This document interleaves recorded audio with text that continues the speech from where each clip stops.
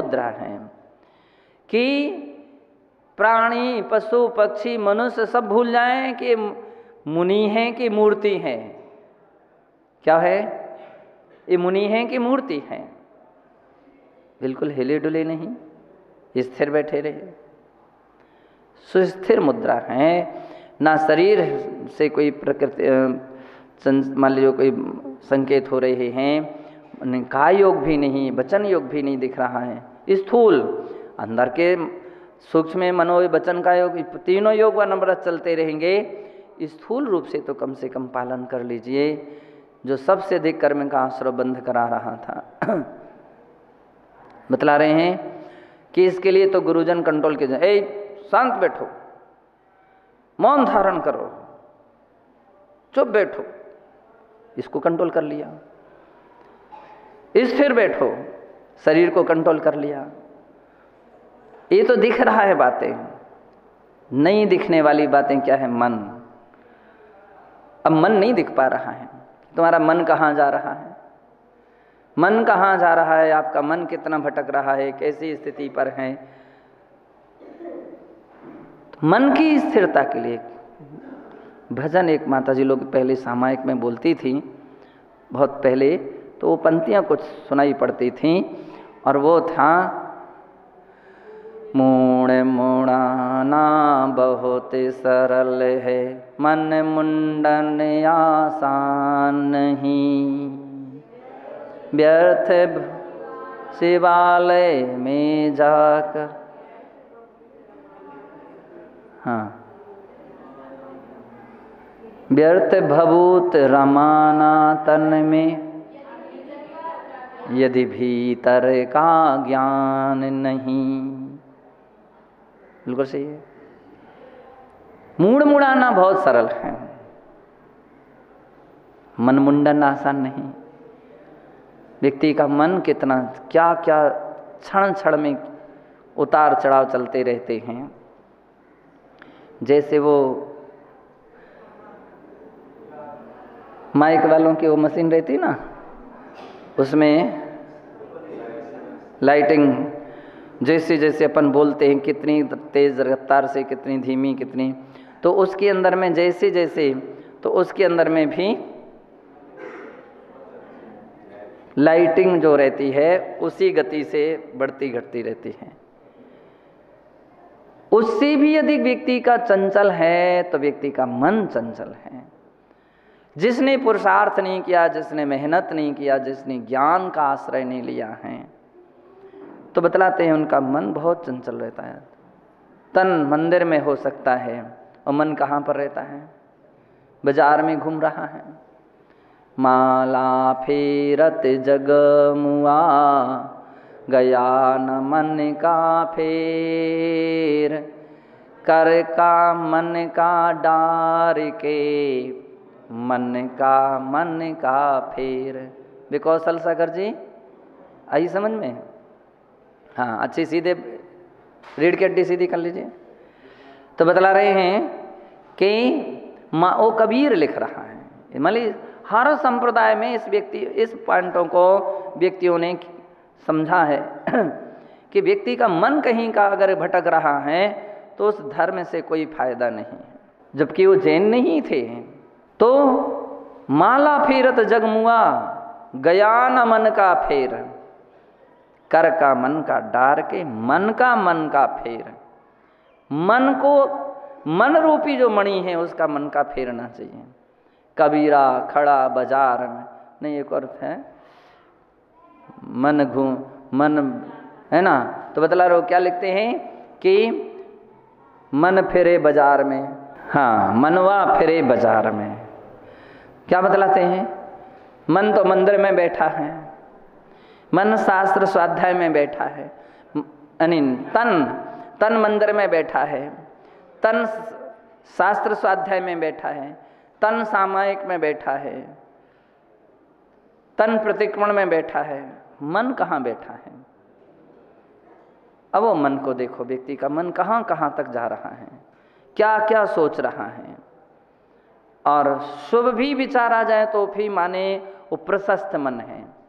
अधिकांशता व्यक्ति के मन अप्रशस्त विचार ज़्यादा मन में आते हैं। मैं इनसे बात कर लूँ, इनसे कुछ बोल लूँ, मैं इनसे परिचय ले लूँ, मैं इनका फ़ोन नंबर ले लूँ, मैं इनका एड्रेस ले लूँ, मैं इनका पता नहीं क्या क्या,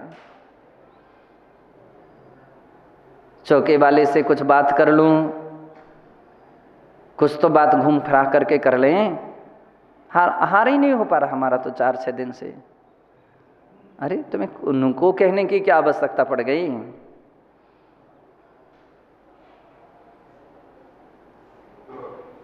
ऐसे ही लोग आ जाते हैं, इसलिए बीमार हो रहे हैं। हमारे तो चर्या ही नहीं बन पा रही है, हमारे तो सामायिक नहीं हो पाती, हमारे लिए शरीर कितनी कमजोरी आ गई। अभी अपनी व्यक्ति घुमा फिरा करके बात उसके सामने रख रहा है। आहार गले ही नहीं उतर पाता है, उबाल करके रख देते हैं। तो आपकी भाषा ही आपका परिचय दे रही है कि आपका मन कहाँ जा रहा है। आपका मन क्या आगम में जा रहा है कि अनागम में जा रहा है। अनागमिक भाषा भूमिका बन रही है।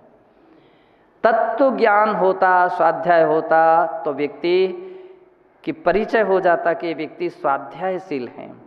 कोई आकर के भी कहता है आज आपने कुछ भी नहीं लिया, क्या बात है, आप क्यों नहीं लेते हैं, आपका स्वास्थ्य क्यों गिर रहा है, आपका कोई भी विषय में चर्चा करता है और बोलते ये विकथा मत कीजिए यहाँ पर बैठ करके। कौन सी विकथा? भोजन कथा मत कीजिए, ये विकथा, ये प्रमाद है, यहाँ से उठिए, ये सब बातें बंद कीजिए। कौन कह सकता है? जिसको शास्त्र का स्वाध्याय है, जिसके लिए शास्त्र का ज्ञान है, तो वो कहेगा बस ये बात बंद करो। सिद्धांत है जो भाग्य में होगा जितना होगा मिलेगा, ये ज़्यादा ना तुम कोई किसी की जो भाग्य को बदल सकते हो ना हम किसी के पुण्य को भाग्य को बदल सकते हैं, कोई नहीं बदल सकता है। इस पर भी विश्वास रखने वाले योगी जन तत्व ज्ञानी होते हैं। और इन सारी बातों से, खाना पीना, इन सब बातों से क्या होते हैं? व्रत होते हैं। विकथा, प्रमाद और ये आश्रय बंध का कारण है। तो बतला रहे हैं कि धन्य है उन योगियों के लिए कि जो ऐसी तत्व ज्ञान के द्वारा मन को क्या करते हैं? जीतते हैं। कौन जीत सकता है मन को?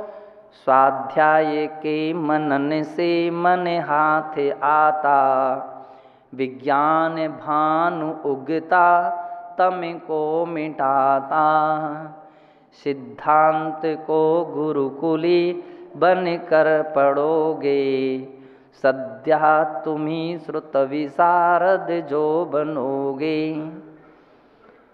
जिस व्यक्ति ने स्वाध्याय में मन लगाया है, अब देख लीजिए उनका ज्ञान कैसे कैसे विकसित होता चला जाता है, कैसे कैसे विकसित होता जाता है।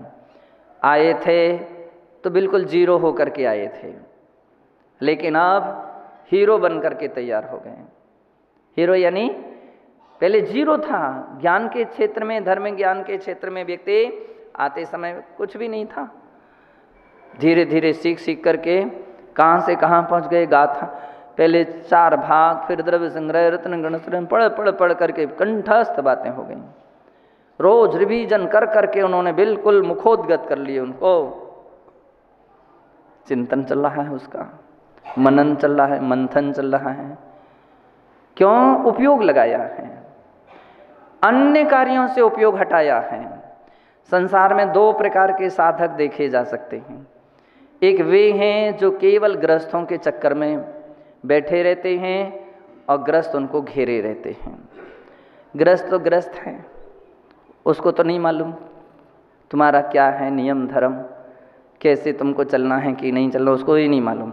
उसको इतने बात की खुशी है, मैं इतने समय तक महाराज के पास बैठा रहा, खूब बातें करता रहा, महाराज ने खूब हमको समय दिया और खूब प्रसन्न चित्त रहा। लेकिन उसका तो धर्म ध्यान हो गया। किसका? गृहस्थ का धर्म ध्यान हो गया। सत्संग में बैठा, साधु संग में बैठ गया, तुम्हारा क्या होगा? तुम्हारा क्या होगा?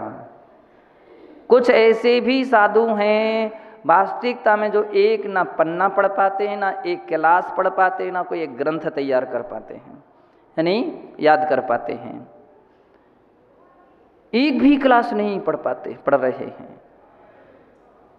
एक भी क्लास नहीं, एक भी ग्रंथ का 4 महीने में भी पूरे ग्रंथ का स्वाध्याय नहीं हो पाता है। आप देख लीजिए, जिसका क्लास नहीं किया है, कंठस्थ नहीं किया है, स्वाध्याय नहीं किया है, केवल इसी में खुश, आज यहाँ के लोग आ गए, आज वहाँ के आ गए, ये हमारे पहचान के, ये हमारे पहचान के, ये बहुत अच्छे हैं, ये बहुत अच्छे, बस इसी में तुम्हारा समय निकलता गया। जिसके लिए, जिस समय के लिए अमूल्य समय कहा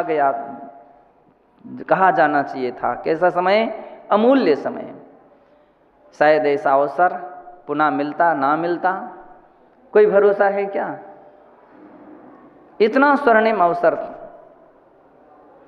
यूं ही कोरा का कोरा ही जीवन रह गया, सारी किताब कोरी रह गई। क्या सीखा भैया आपने 4 महीने? नहीं सीख पाए। स्वाध्याय में भी बैठे तो भी कोई भी बातें नोट नहीं कर पाए, कोई याद नहीं कर पाए कि इस स्वाध्याय में आज के दिन ये विषय निकला, इस शास्त्र में, इस क्लास में ऐसा मैटर मिला, उतना ही कंठस्थ करते। इतना तो रहता कि हमने 4 ही पाठ पढ़े हैं, 10 गाथाएं पढ़ी हैं, 25 श्लोक पढ़े हैं, उतना भी होना चाहिए था। लेकिन ये कब हो सकता है? जब जन संपर्क से व्यक्ति छुटकारा पाए, जन संपर्क से, क्योंकि वैसे ही इतना अपना टाइट टाइम टेबल होता है कि अगर उसमें से देखें तो घंटा 2 घंटे ही खाली मिल सकते हैं। अब चाहे तुम बातों में निकालो उस घंटे 2 घंटे को, चाहे याद करने में निकालो,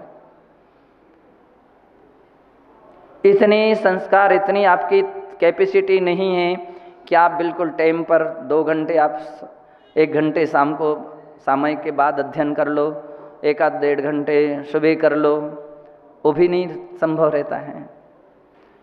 तो बतलाओ सही, कैसे मन कंट्रोल में कर पाओगे? कैसे मन बस में हो सकता है? और यही कारण है कि मन दौड़ता रहता है। कई बार हम लोग देखते हैं कि जिनके लिए बरसों वर्ष हो गई दीक्षा लिए, फिर भी घर गृहस्थी के स्वप्न नहीं छूट पाते हैं। क्या दुकान चला रहे थे, दुकान के स्वप्न आ रहे हैं, ट्रेन से जा रहे थे, अमुक जगह ऐसा कर रहे थे, वो कर रहे थे।